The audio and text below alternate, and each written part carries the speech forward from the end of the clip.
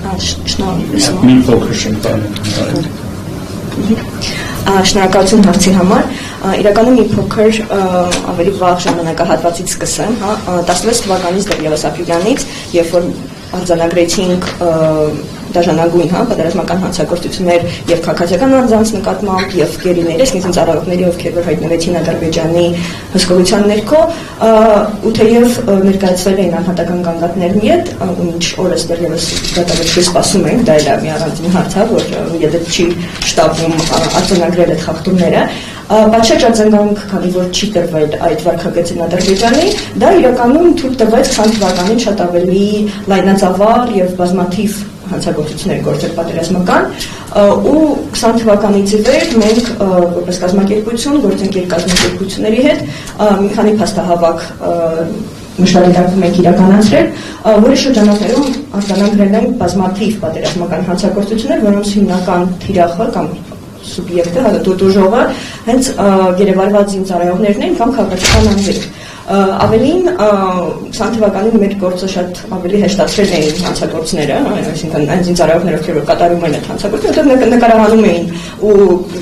բաց աղբյուրներից արդեն այդ ապացույցները շատ հեշտ հասանելի էին։ Մեր փաստահավաքի նպատակներից մեկն էր աջակցել եւ ներպետական քննությանը, այսինքն Հայաստանում իրականացվող քննությանը եւ միջազգային հարթակներում համապատասխան մեխանիզմներում, որտեղ որ պետք կլինի։ Այս առումով կուզենամ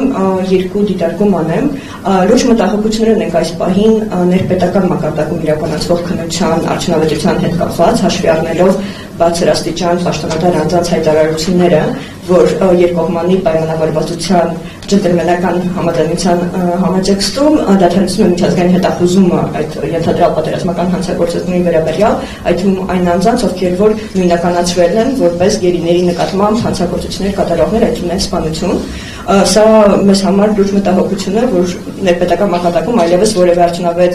քայլեր չեն ձեռնարկվելու բացահայտելու այդ անձանց ու ենթադրաբար խաղաղության պայմանագրի ուժի մեջ մտնելու եւ կոմունիկացիաների բացման համաձայնություն կարող են անձինք անգամ այցելել Հայաստան եւ անպատիժ մնալ եւ որևէ խնդրի չբախվել։ Երկրորդ հարցը, որին կուզենամ անդրադառնամ, վստահ եմ կխոսի դեռևս միջպետական գանգատների հետ քաշման մասին, բայց քանի որ արդեն նշեցի խաղաղության համաձայնագիրը, այստեղ մենք ունենք կրկին լուրջ մտահոգություն եւ քննադատություն, քանի որ այն չի պարունակում որևէ դրույթ, որը նախ կկարգավորեր գերիների անհապաղ վերադարձը, որը թեև Ժնևյան կոնվենցիաներով նախատեսված է, բայց ոչ մեկ չի խանգարում, որպեսզի լրացուցիչ ավելի հստակ երաշխիքներով այդ հարցը կարգավորվեր։ Ավելին դրանից հետո, այսինքն օգոստոսի 8-ից հետո բարձրաստիճան պաշտոնատար անձանց հայտարարությունները Հայաստանի շատ ավելի սահմանափակ են այդ հարցին անդրադառնում եւ վերջին երկու հնարավորությունը միջազգային հարթակներում, որը Հայաստանի վարչապետը կարող էր ունենալ, այսինքն ՄԱԿ-ում եւ ԵԽԽՎ-ում, դա մենք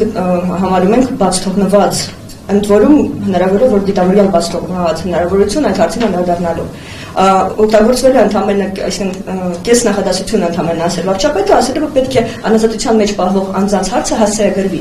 Ինչը դրա տակ հասկացվում, արդյոք մենք պահանջում ենք, որ այդ անձինք պետք է վերադարձվեն, արդյոք մենք ընդամենը ուզում ենք արձանագրենք, որ իրանք պահվում են, դատվում են, թե ոչինչ չունենք պահանջելու, այդ ու նաև միջազգային հանրությունից, որը անհապաղ ողջունեց այդ համաձայնագիրը եւ կարծես թե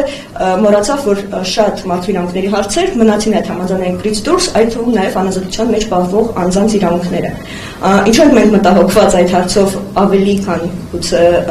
նախկինում, հաշվի առնելով, որ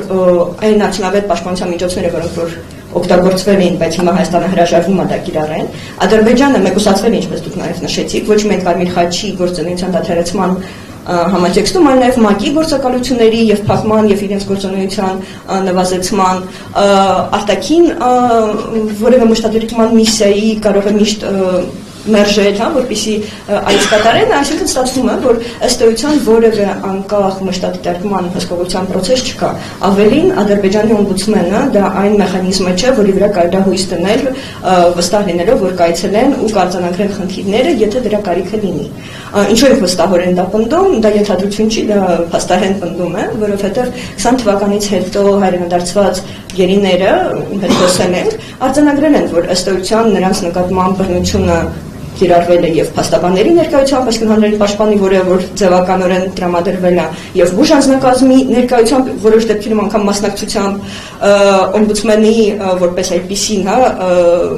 գործունեության մասին անգամ կեսբար չանել նշել, որ ինքը այցելել է կամ գոնե ինչ-որ երաշխիք ապահովել է։ Այսինքն այս անձինք, ովքեր որ մնում են 23-ը, որ հաստատված է կամ ավելին, մնում են լրիվ անպաշտպան, ինչպես դուք նշեցիք, իրականում այստեղ ես կրկին կուզենամ շեշտադրել, որ մենք ունենք արդեն 7 անձ, որոնք որ արդեն դատապարտվել են եւ այլևս հանրային դաշտում չեն երևում, այսինքն իդրոմանային 5-ի որ նշեցին, ունենք նաև 23 թվականին, ազատությունը ձեռքված քաղաքացիական անձինք, ում կրկին պատերազմական հանցագործությունների համար դատապարտել են եւ նրանց որպես թերության մասին միակ տարբերակը իմանալու դա իրենց ընտանիքների հետ կմահաճույքով տրամադրված զանգերն են, հատկապես հաշվի առնելով, որ դրանք վերահսկվող զանգեր են, այսինքն հնարավոր չի ասել, այսինքն վստահ ենք, որ այդ անձինք երբեք չեն կարողանա հստակ ասել, թե իրենց հետ ինչ է կատարվում եւ նրանք ունեն աջակցության կամ պաշտպանության կարիք։ Շնորհակալություն, պարոն Տեր-Պետրոսյան։ Միջազգային դատարանը միջանկյալ որոշմամբ պարտավորեցրել է Ադրբեջանին ապահովել գերիների իրավունքները, զերծ պահել նրանց ճնշումներից, խոշտանգումներից եւ այլն, ինչպես է Հայաստանը փորձում ըստ ձեզ կիրառել այս որոշումները լայն ռազմավարության մեջ, ապահովությունների պահպանման, ուրեմն